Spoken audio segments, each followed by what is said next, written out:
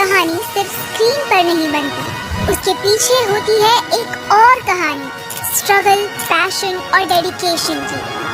Imagine Sangameshwar और बुरहानपुर के battle scene, जिसमें हर तलवार की चमक और घोड़े की चाल रियल लगे। राज्य अभिषेक का वो शाही पल, जिसमें हर एक डिटेल हिस्ट्री को सजीव बनाने के लिए डिजाइन की गई हो, और विकी कौशल का ट्रांसफॉर्मेशन जो एक एक्टर से एक वॉरियर बनने की जर्नी दिखाता है। इस मेकिंग वीडियो में हम दिखाएंगे कि कैसे छावा के हर सीन को रियलिटी से कनेक्ट करने के लिए पूरा कास्ट और क्रू मेहनत कर रहा था। Real locations, grand sets, action packed war sequences और उनके पीछे के स्ट्रगल। ये एक सिनेमैटिक सफर है जो आपको फिल्म मेकिंग की दुनिया का असली मजा देगा। तो स्वागत है आपका आपके अपने चैनल अनिकेत मेकअप क्रिएशंस पर। Sangameshwar battle scene. Last fight sequence इस मूवी का सबसे लॉन्ग एक्शन सीक्वेंस रहा है और ये विक्की के साथ पूरे टीम के लिए बड़ा चैलेंजिंग वर्क था। इसे वाई नाम के शहर में शूट किया गया था और तब कड़ी गर्मी के दिन चल रहे थे। वाई एक ब्यूटीफुल प्लेस है जो महाराष्ट्र के सातारा डिस्ट्रिक्ट में पड़ता है। कड़ी गर्मी की वजह से पूरी टीम परेशान थी, क्योंकि इस सीन की शूटिंग सुबह 7 बजे से शुरू हो जाती थी और शाम को 7 बजे तक चलती थी। मतलब टीम लगातार 12 घंटे काम कर रही थी और वो भी कड़ी धूप में। इस सीन में विक्की को ऐसे परफॉर्म करना था कि वो अकेले लगभग 2000 लोगों के साथ लड़ाई कर रहे हैं। भले ही औरंगजेब ने धोखे से महाराज को पकड़ लिया हो, लेकिन क्या तब महाराज मुगलों के झुंड के आगे शांति से सरेंडर कर गए होंगे? बिल्कुल नहीं, क्योंकि वो शेर का छावा था, टूट पड़ा था उन कुत्तों की फौज पर। ऐसा ही कुछ मेकर्स ने भी इस सीन में दिखाना चाहा था। विकी कहते हैं कि इस सीन के पहले डायरेक्टर ने उन्हें बताया था कि इस सीन को शूट करते वक्त आपको नहीं पता होना चाहिए कि आपको कैसे लड़ना है और दुश्मन को कैसे मारना है। आपको सिर्फ आगे जाना है और लड़ते रहना है।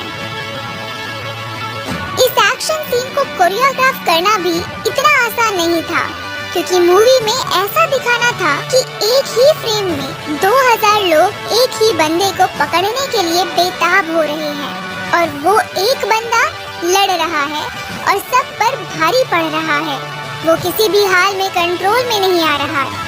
इतने सारे स्टंटमैन के साथ ऐसे सीन को शूट करते वक्त हर किसी को समझाया नहीं जा सकता था कि आपको क्या और कैसे परफॉर्म करना है, और इसीलिए इस लॉन्ग सीक्वेंस को शूट करना इतना चैलेंजिंग था।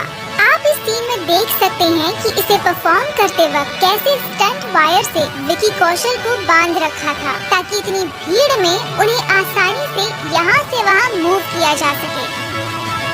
इसे शूट करने के लिए उन्होंने तलवार चलाना, स्टंट वायर से यहाँ वहाँ मूव होना, बगैर हथियारों से फाइट करना, ये सब सीख लिया था। वो प्रतिदिन 6 से 8 घंटे की ट्रेनिंग लेते थे। इसके दौरान उन्हें कई बार चोट भी लग जाती थी। नजर डालिए इस BTS क्लिप पर, जहां विकी कौशल इस चेन के जरिए फाइट सीन की रिहर्सल ब्लू स्क्रीन के सामने कर रहे हैं। Burhanpur battle scene. इतिहास के अनुसार राज्याभिषेक के तुरंत 15 दिन बाद ही छत्रपति संभाजी महाराज ने मुगलों का व्यापार केंद्र बुरहानपुर पर आक्रमण किया, उसे लूटा और उसे तहस नहस कर दिया। इसी फाइट सीन से मूवी की शुरुआत होती है। इस सीन की शूटिंग पूरी करने के लिए एक ग्रैंड सेट मेकर्स ने क्रिएट किया था और इस सेट पर राजे का एंट्री सीन शूट किया था। ये रहे उनके एंट्री सीन के कुछ बिहाइंड द सीन्स, जहां विकी घोड़े पर सवार होकर आ रहे हैं और उस सीन को इस व्हीकल पर फिक्स किए हुए क्रेन कैमरा से शूट किया जा रहा है, और वो भी इस ब्लू स्क्रीन के सामने।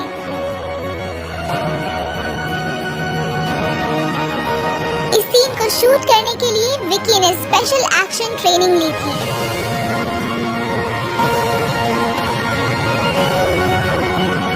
बुरहानपुर सिटी के सेट पर खुद डायरेक्टर लक्ष्मण उत्तेकर विकी को शूट कैसे करना है ये समझाते हुए नजर आ रहे हैं। Transformation of Vicky Kaushal as Chhaava. कमाल का बंदा है ना ये विकी कौशल। जो राज्य अभिषेक सीन के समय फूट फूट कर रो रहा है। And when I was walking and I had to walk some 25 steps, reach the throne and just climb those stairs and walk and sit there on the throne. I don't know what just happened. Every time I would walk, I would reach there and I would start howling and I would start crying. And everybody had tears in their eyes, and every time Lakshman sir had to cut the scene because obviously a king can't be crying when at the moment when he is sitting on the throne for the first time. और जब fight करता है तो ऐसा लगता है कि सच में संभाजी महाराज ने मुगल सेना पर दहाड़ मार दी हो।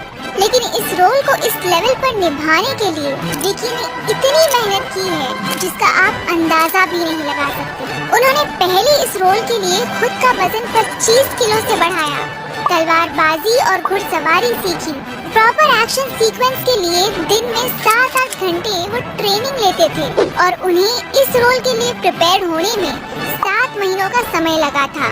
ये सब उन्होंने सिर्फ एक किरदार को निभाने के लिए नहीं बल्कि एक महान युग पुरुष को पर्दे पर जीवित करने के लिए किया था। उनका ये ट्रांसफॉर्मेशन सच में अद्भुत है। बाय द वे, उनकी इस ट्रांसफॉर्मेशन का एक डिटेल्ड वीडियो हमारे चैनल पर ऑलरेडी अवेलेबल है, जिसे आपको जरूर देखना चाहिए, क्योंकि तभी आप समझ पाएंगे कि इस रोल को निभाने के लिए उन्होंने किस हद तक की मेहनत की है। राज्याभिषेक सीन इस मूवी का छोटा और अहम हिस्सा रह चुका है, जो तमाम राष्ट्र प्रेमियों के लिए एक गर्व की बात है। इसे रिक्रिएट करने के लिए मेकर्स ने शानदार रायगढ़ किले के दरबार का सेट फिल्म सिटी में बनाया था।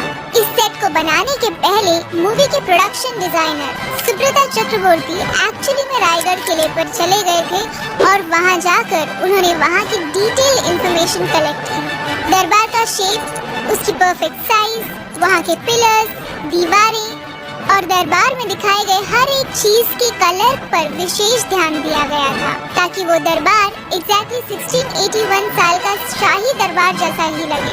संभाजी महाराज का सिंहासन आइडेंटिकल बनाया गया था, ताकि जब ऑडियंस उस सीन को देखे तो उन्हें एकदम रियल और ऑथेंटिक फील मिले। इस ग्रैंड सीन की ऑथेंटिसिटी बनाए रखने के लिए मेकर्स ने 700 से 800 जूनियर आर्टिस्ट को शामिल किया था, ताकि हर फ्रेम और भी ज्यादा रियल लगे। सबसे खास बात ये थी कि ये सीन उसी दिन शूट किया गया था जिस दिन असली में छत्रपति संभाजी महाराज का राज्य अभिषेक हुआ था।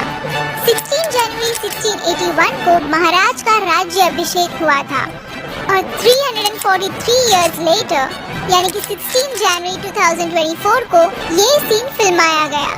इस वजह से पूरी टीम के लिए ये सिर्फ एक नॉर्मल शूट नहीं बल्कि एक स्पेशल मोमेंट था, जो उन्हें और भी ज्यादा कनेक्टेड और मोटिवेटेड फील करवा रहा था।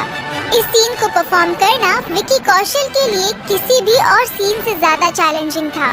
जहां उन्होंने मूवी के मोस्ट सीन सिर्फ 2-3 टेक्स में ही कंप्लीट किए थे, वहीं इस सीन के लिए उन्हें 15 से ज्यादा टेक लेने पड़े थे।